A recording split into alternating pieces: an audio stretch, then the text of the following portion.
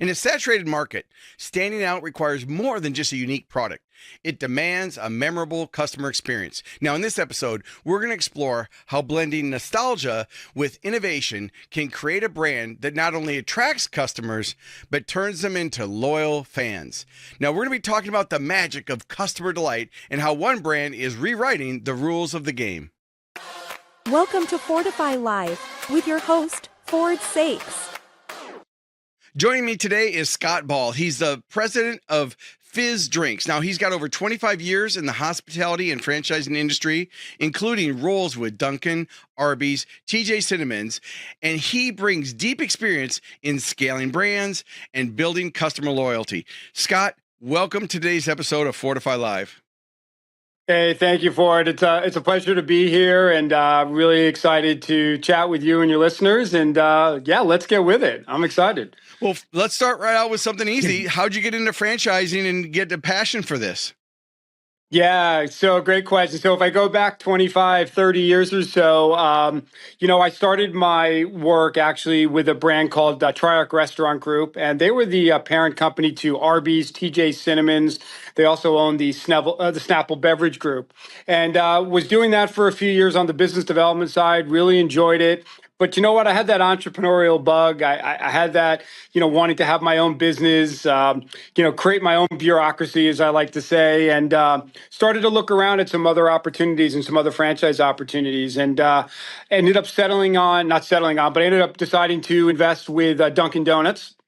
And became a Dunkin' franchisee. I started off with 2 locations down in the Miami, South Florida market, and over the course of 15 plus years, built it up to over 20 locations, and had an incredible experience doing that. Also, I was on the brand advisory council with Dunkin' Brands, so I was one of 12 franchisees. I represented the Southeast community, and got to be part of the strategic planning and product development and product innovation and marketing. And I sat on the marketing steering committee. So having all that experience and having all that ability, to work with Dunkin' was a great opportunity. And, I was lucky to go ahead and I had the opportunity to sell my network, which we did, and got involved with some other smaller brands, did some consulting work. And then, this past year, I got a call from Fiiz, and Fiiz was looking for a new leader, and had an opportunity to come on and take over as president of the brand, and really, really excited about it. It's fun. I love being in the beverage world, and, anytime that we can, make people happy. And that's kind of what I think Fiiz is about, right? It's about making people happy, serving our drinks, serving some of our food items, and people are excited about that. And so far, it's been great. So I've been on board now for about 7, 8 months, and got a lot going on. I kind of took over a brand. We had about 65 or so units. We're up to about 70 right now, and we're in a growth mode. So we're looking to expand the brand. And we're based out in the West. We're actually based out of Utah in the Salt Lake City market. And I would say 50 or so of our locations are based in that Utah market. And one of the things that I want to do is take this brand to another level, is to expand it outside of the West. So in addition to opening up in Washington State and Nevada, we've opened up in Idaho. We're now in New Mexico, Texas. I'm spending a lot of time right now growing our brand and franchise. We're a franchise model. So franchising our stores out east. So we've recently signed deals in Denver, Indianapolis, New York metropolitan area. We just signed a deal in Florida. We're now getting into the Southeast. So we're super excited about it. Listen, we're a fun brand. The business model makes sense. We're really diving into the economics, the unit economics of what we do. And I'm excited. I'm really excited for our franchisees, for our system, and for all the new franchisees that are going to come on board as part of this journey. All right, so we're live right now on Facebook and LinkedIn and YouTube and a few other places, and the audio recording from this becomes an episode of the Business Growth Show podcast. So if you tuned into the audio, we're talking to Scott Ball. He's the president of Fiiz Drinks, but it's 2 I's, so FIIZ and you might have had a chance to experience one of the locations, because each location is a little bit different and unique. And so share with our listeners, what is Fiiz Drinks and what is the experience about? Because I teased in the opening that, hey, it's not just about growing a brand, because there are a lot of options for drinks and dessert type drinks and things you can do. But what really sets your company apart? Yeah, so when you think of Fizz, you think of your nostalgic kind of soda shop, back in the day where people would go and have an experience and be able to come in and have a beverage. And what's really cool now is we partner with Pepsi, Coke, Dr. Pepper. So we have literally hundreds and hundreds of variations of our soda combinations and opportunities. You can put flavor shots. We've got purees and creams and a whole bunch of different opportunities for beverage. So we're kind of a nostalgia. We got a nostalgia look, but we kind of trying to modernize it at the same time, right? So, when people say to me like, oh, what's Fizz like? I say, think of a Starbucks. You go in for coffee, right? Well, with a Fizz, you come in for a soda. But by the way, we've also got other opportunities. We've got not only sodas, but we also have frozen drinks. We have water-based drinks now. We have sugar-free options. So we give our customers a whole bunch of different variety of what's available. And in addition to that, we've really started to add to our food line. We've got dough bites and pretzel bites, and we're actually testing a whole line of cookies and beignets right now, which, by the way, are doing fantastic in our test. We're 1 month into our test, so we're excited about that. And we're also looking to bring in some breakfast items and some savory and sweet items for during lunchtime and afternoon. So we are creating that model where you can come into us, all day. It's funny, when I first came to Fizz and I'm like, hey, what time do you guys open up? And they're like, oh, we open at 7 a.m. I'm like, 7 a.m.? People come in for sodas at 7 a.m.? They literally line up like they would at a coffee shop or a donut shop. We just signed a deal in Canada. We just signed a 100-store deal in Canada, and our first unit just opened up in Toronto. So we're really, really pumped about that, and we're gonna bring our Fizz craze, north of the border as well. Well, so how would you describe so you talked earlier about that, people line up at 7 a.m. and they have this great experience, but I did a lot of research ahead of time because I'm always like, I got to know, who am I talking to? I mean, I've been in the franchise business now for 34 years. I speak as an opening keynote at a lot of the conferences. So when you have a national conference, I'm the guy that goes right after the president's message and gets them all fired up and helps them, give them tactical ways to grow their local market. So I specialize in the local area marketing. So when you look at your ideal customer, how do you describe who your ideal customer is? Now, I know that it can be anybody, but there's a sweet spot. The sweet spot is our young people. So, we have a lot of young people. Students are obviously a big part of what we do, but also young families. We have a lot of those moms and who come in and bring their kids in, whether it's in the morning on the way to school or, after school and so forth. So listen, we want to attract everybody. I've seen senior citizens come in. I've seen all different demographics up, but our sweet spot is definitely young people. They're excited about our brand. They love the products that we offer. And again, not just soda, but we do offer a whole line of variety of frozen beverages. We also offer, like I said, water-based beverages, and that's our people. Like those are the people that have definitely taken to our brand. And social media obviously is a big part of what we do, and and social media involves a lot of the younger generation, right? So they're on social media, whether it's Instagram, Facebook, TikTok. We participate in all of that, and by the way, if you look at our social media, it's all of our customers that are posting and making videos of their experience, and that's what we want, right? That's what it's all about, and that's what gets us excited and pumped up about our concept. Well, where I was going with this is because you have something like 10,000 combinations of, and those are all shareable moments. So one of the reasons I think from a marketing perspective that you skew younger is because it gives them a shareable moment, right? If they come in and they customize their drink or they have an experience, or it also, your locations have become a hangout for people, not a hangout in a bad sense, but let's call it a community resource. And for those listening, Scott doesn't know what I'm going to say, and I didn't prepare the question. So this is live, everybody. So full disclosure, this is for information, educational purposes only. I'm not liable for saying anything, and neither is he. This isn't a pitch to sell a franchise. Okay, so we got the disclaimer out of the way. But what I would say is, what I liked about your brand when I started looking at the social media is it's colorful, it's unique, and it's happy, and it really is, it's not just they can go to a grocery store and buy a drink of some sort because there's so many. I mean, one of the drinks I've been having lately is an Olipop, and I've never drank them before, but now I've started drinking Olipops, and no shout out to them. I'm not endorsed by them or anything, but I was looking for something other than soda. And so when your location opens up here, I'm going to be a full-time customer because I like the choices that you guys have and the variety and how you really are focused on the customer.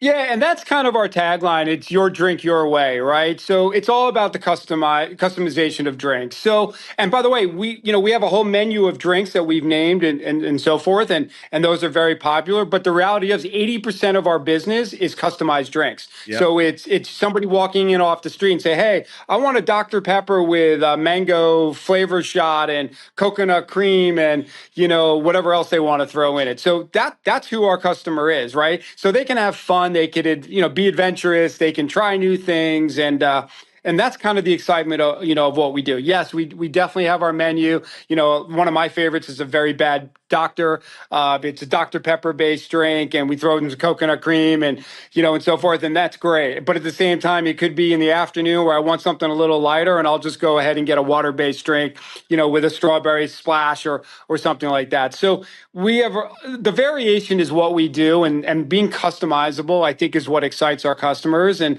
by the way, we want them to have fun with it, right? And if they don't like it, we'll let them try something else. So right. So yeah, big part of what we do. Can't cut through the online chaos? This episode is powered by Ignite Visibility, the nation's expert in ROI-driven digital marketing. We help over 90 leading franchise brands and 2,500 locations outrank competitors and convert more customers. Ready to stand out and grow? Claim your free digital marketing audit at ignitevisibility.com. Ignite your growth. Now, you talked about growth. You came in, took over the helm of it's like now a year, and you're in a growth mode. I saw some of the projections that you wanted to do in the next few years, so that's aggressive growth. And so when you think about attracting ideal franchisees, what are some of the characteristics that you and your brand at Fiiz Drinks looks at to make sure that you're selecting the right type of franchisee? Yeah, first of all, we want people that are passionate about our concept. That's number one. So, we've got a bunch of franchisees now that we have a franchisee that I just met with recently, and they're local in the Utah market. And, they were customers and they would go to Fiiz every single day. And they said, you know what, we want to have one of these by our house. So, that's an example of, the kind of passion that we want. But, moving forward, as we continue to develop and grow in new markets, especially as we go into new markets, we're kind of changing it a little bit in that, we want people that have restaurant experience. We want people that have hospitality and business experience. And, because part of that also is, we're not going to go in and just open up one store in a new market. We want to sell, development territory. So right now, we're not selling anything less than 5 stores in a particular market. So having franchisees that, are passionate about the brand, that have experience running a business or in the hospitality business or whatnot, and also have the financial capability to be able to grow and expand the brand. Those are kind of the key pillars that what we're looking for as we continue, to develop. And by the way, there's a ton of people out there, and we're meeting with franchisees and new franchisees that are involved with other brands. And, they've been in the franchising world and they understand it. They get it. You're paying to have us come in, help you, support you, and so forth. And we're going to help drive that brand. We're going to help drive that market. And by the way, going into new markets is, it's a challenge, right? We have to go and we have to educate our consumers. We have to go in and market to them because some of these markets and areas may not be familiar with what a soda shop is and what dirty soda is all about and, and what Fiiz is about. So clearly, the marketing, the PR that goes into everything is a big piece. But yeah, like I said, we're really excited. We've actually sold 137 units since January 1. Oh, that's amazing. So we're moving pretty fast, and new franchising applications are coming in. Keep them coming. That's great. No, that's growth. So we're excited, and like I said, we've still got markets available. We definitely want to continue to penetrate the Southeast. We think the East Coast is big. We're now in North Carolina. Like I said, we signed a deal in Florida. We're working in the Georgia market. We're working South Carolina market. We're working, all over. So, but again, for us, it's about finding the right franchisee and finding, like I said, finding the franchisee that understands business, understands what it's like to grow a business, grow a concept, and to build out a market. So when you get a franchise, and they're taking territory and they've opened up, what are some of the things that you encourage? I know you've got an online university and you give them training to come in and so they get set up for success. What are some of the most successful local marketing strategies or tactics that you're having your franchisees do to help get customers? Yeah, great question. So let me just start by saying any new franchisee, number one, they will come to Utah. They will train in one of our stores, and that's typically about a 10-day training program.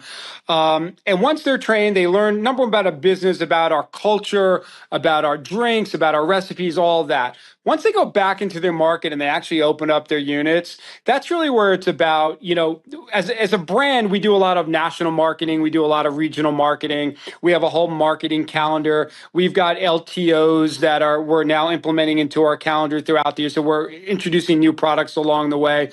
But in addition to that, and you're aware of this, you've got to be ingrained in your local communities, right? It's so important to success. So we've got a whole marketing, we've got a whole PR plan that we've designed specifically around some of these new markets. Because at the end of the day, we have to educate our consumers. We may go into a new market that doesn't know what a soda shop is. So some of those tactics that we're using, and listen, as part of our grand opening or soft opening, we're just giving away free drinks. Like, we just want to attract people into our stores, have them come out and try our product. Because if they try our product, we know they're going to like they're going to like our product. They're going to like our food items, and we know they're going to come back. What's great about beverage, right? In the beverage world, it's all about frequency, right? So if somebody likes their beverage, they're going to come in 3, 4, or 5 times a week, and that's what we want. So local store marketing is critical, and I tell this to our franchisees, even our existing ones, that we as a brand, we can do everything. We're going to come up with the creative. We're going to come up with the LTO and the product innovations and the operational systems. But at the end of the day, you've got to be embedded in your community. You've got to be in your local schools. You got to be in your local churches, synagogues, work with local businesses in the area, get involved with your chambers. There's so many opportunities to do that. And the reality of it is, we're a fun brand. People are attracted and want to come to us. And that's what we want. Once we get people to try it, they're going to like it. Well, what I like about it is, it's just like you said, I tell people all the marketing in the world won't overcome a poor customer experience. So you're starting by giving them a great customer experience. Second, it's try before you buy. It's like me as a keynote speaker. I mean, my fees aren't cheap, and most brands, it's a referral based business, right? So I've had over 500 people episodes for this in my series on Fortify Live.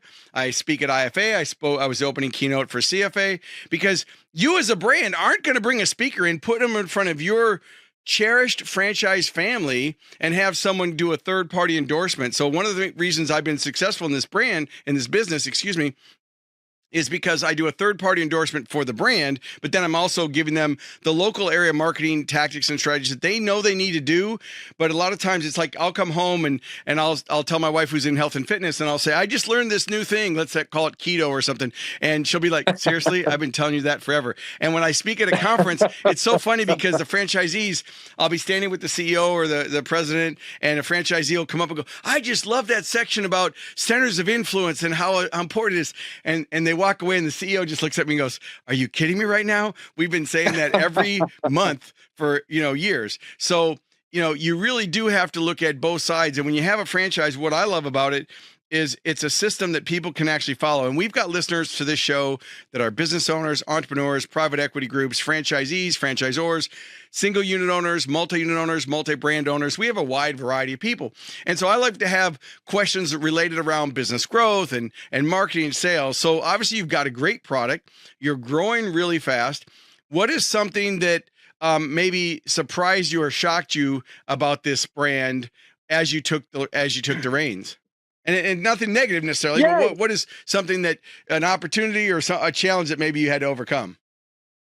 Yeah, I'll tell you, one thing I was really excited about is when I came on. So, being in the soda world, you get to partner with some really great, companies. And working with Pepsi and Coca-Cola and Dr. Pepper and some of our other vendors, to me, I looked at that not as a vendor relationship, but this is a great opportunity to help, grow and continue to build our brand. So I now work with Pepsi, and I work specifically with their R&D department. So, and I'm working with Coca-Cola and their R&D department, and that's really exciting for us. That's So cool. my R&D team and my supply chain team, we're now working directly to be able to have access to Pepsi and Coke and Dr. Pepper on that type of level is tremendous. So as a brand, we have our first LTOs coming out actually in July. We have a frozen horchata drink and a pina colada drink.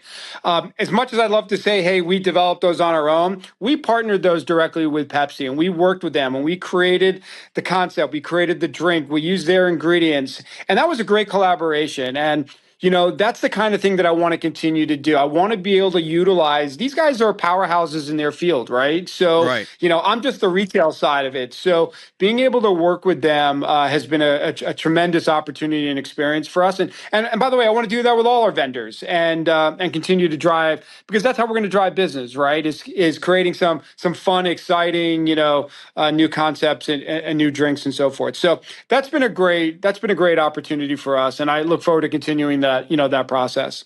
Now, from a franchise standpoint, on your location, so you've got 65 locations, and brands are on the spectrum from they let their franchisees pick the location, pick the type of building, whether it's a strip mall or a standalone or a kiosk or whatever, all the way to, hey, this is our blueprint. Everything has to match this.